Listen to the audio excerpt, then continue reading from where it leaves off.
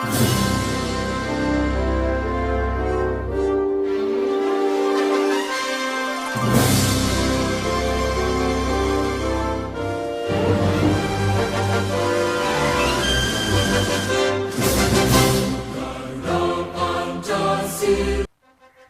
semuanya, jumpa lagi bersama saya Irmawati Situmorang dalam Pendidikan Pancasila dan Keluarga Negara.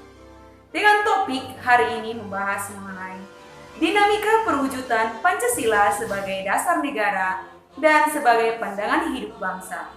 Dengan subtema penerapan Pancasila dari masa ke masa. Tujuan dari pembelajaran hari ini yaitu siswa mengetahui penerapan Pancasila dari masa ke masa. Yang paling penting yaitu, apakah kamu sudah berperilaku sesuai dengan nilai-nilai Pancasila? Nah, untuk itu mari kita simak penjelasan video berikut ini. Sebelum kita lanjut membahas mengenai penerapan Pancasila dari masa ke masa, kita terlebih dahulu memahami apa yang dimaksud dengan Pancasila sebagai dasar negara dan Pancasila sebagai pandangan hidup. Pancasila sebagai dasar negara yaitu sebagai dasar, landasan, atau fondasi dalam mengatur penyelenggaraan ketatanegaraan negara yang meliputi ideologi, politik, sosial budaya, ekonomi, pertahanan, dan keamanan.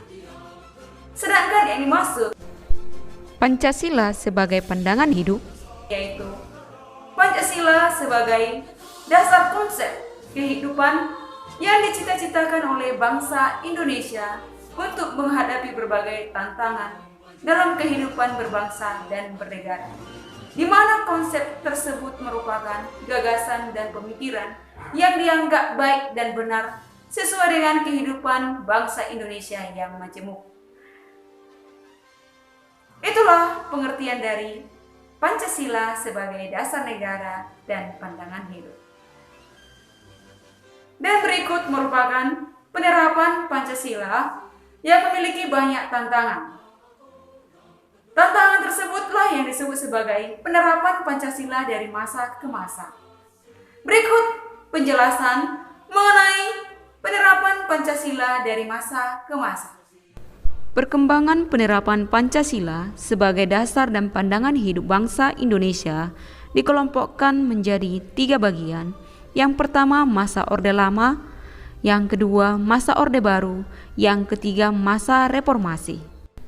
Penerapan Pancasila pada Orde Lama dibagi menjadi 3 periode. Periode yang pertama 1945 sampai 1949. Penerapan Pancasila sebagai dasar negara dan pandangan hidup bangsa Indonesia pada masa periode ini menghadapi berbagai tantangan, yaitu munculnya upaya-upaya mengganti Pancasila dengan ideologi yang lain. Pemberontakan yang terjadi pada periode 1945 sampai 1949. Yang pertama, pemberontakan Partai Komunis Indonesia di Madiun pada tanggal 18 September 1948 yang dipimpin oleh Musso, di mana tujuan dari pemberontakan ini untuk mendirikan negara Soviet Indonesia yang menganut paham ideologi komunis. 2. Pemberontakan Darul Islam atau Tentara Islam Indonesia Kartosuwirjo di Jawa Barat. Gerakan ini merupakan sebuah gerakan politik yang berkeinginan menerapkan syariat Islam sebagai ideologi negaranya. Masa Orde Lama, periode 1950 sampai 1959, dasar negara masih menggunakan Pancasila, tetapi dalam penerapannya lebih mengarah pada ideologi liberal. Dapat dilihat dalam penerapan sila keempat yang tidak lagi menerapkan dan berjiwa musyawarah mufakat. Selain penerapan sila keempat yang tidak lagi menerapkan dan berjiwa musyawarah mufakat, pada periode ini persatuan dan kesatuan kembali mendapatkan tantangan yang berat karena munculnya kembali pemberontakan-pemberontakan yang terjadi di daerah.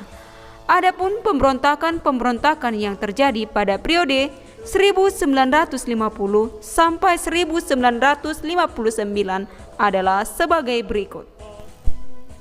Pemberontakan DITII Daud Beureu pada tahun 1953 di Aceh, pemberontakan DITII Amir Patah pada tahun 1950 di Jawa Tengah, pemberontakan DITII Ibnu Hajar pada tahun 1950 di Kalimantan Selatan, pemberontakan DITII Kahar Mujakar pada tahun 1952 di Sulawesi Selatan. Gerakan ini merupakan sebuah gerakan politik yang berkeinginan menerapkan syariat Islam sebagai ideologi negara. Berikut pemberontakan Republik Maluku Selatan pada tahun 1950 di Maluku. Gerakan ini merupakan gerakan separatis yang mau memisahkan diri dari Negara Kesatuan Republik Indonesia. Pemberontakan Andi Aziz pada tahun 1950 di Makassar.